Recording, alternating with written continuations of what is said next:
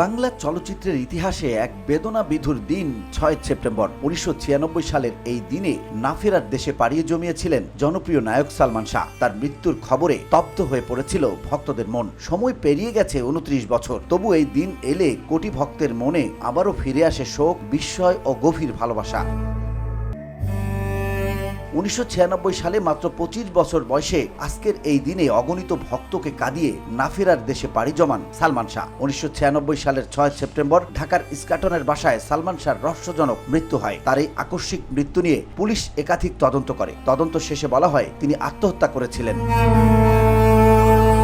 তবে তার পরিবার ও ভক্তরা এই তদন্ত কখনো গ্রহণ করেননি, বরং তাদের দাবি সালমানকে পরিকল্পিতভাবে খুন করা হয়েছে। তার মৃত্যুর প্রকৃত রহস্য আজও উদ্ঘাটন করা যায়নি। সালমান শাহ ছিলেন কালোত্তীর্ণ নায়ক।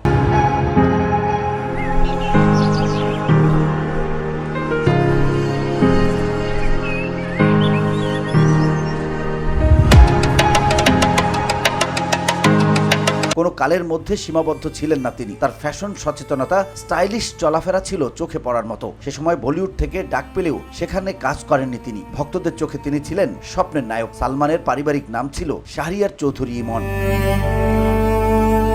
১৯৮৫ সালে বিটিভিতে মইনুল আহসান সাবেরের লেখা ধারাবাহিক নাটক পাথর সময়ে একটি চরিত্রে অভিনয়ের মাধ্যমে শিশুশিল্পী হিসেবে সালমান শাহর ক্যারিয়ার শুরু হয়। পরবর্তী সময়ে অভিনয় করেছেন বেশ কিছু টিভি নাটক ও বিজ্ঞাপনে। ১৯৯৩ সালে সোহানুর রহমান সোহান পরিচালিত কেয়ামত থেকে কেয়ামত সিনেমার মধ্য দিয়ে বড় পর্দায় অভিষেক ঘটে এই নায়কের। এতে তার নায়িকা ছিলেন মৌসুমী। প্রথম সিনেমাতেই দর্শকদের মন জয় করে নেন সালমান। এরপর আর পিছু ফিরে তাকাতে হয়নি তাকে। ১৯৯৬ সাল পর্যন্ত মাত্র ৩ বছরে সালমান শাহ অভিনয় করেছেন ২৭টি সিনেমায়, যার বেশিরভাগই পেয়েছে দর্শক প্রিয়তা। উল্লেখ্য, সালমান শাহ চলে গেছেন ২৯ বছর হয়েছে। সে সময় থেকেই তাকে অনুকরণ করার চেষ্টা ছিল অনেকের মধ্যেই, যা এখনো চলমান। ভক্তদের হৃদয়ে এখনো অমর তাদের স্বপ্নের নায়ক। VOD Bangla news desk.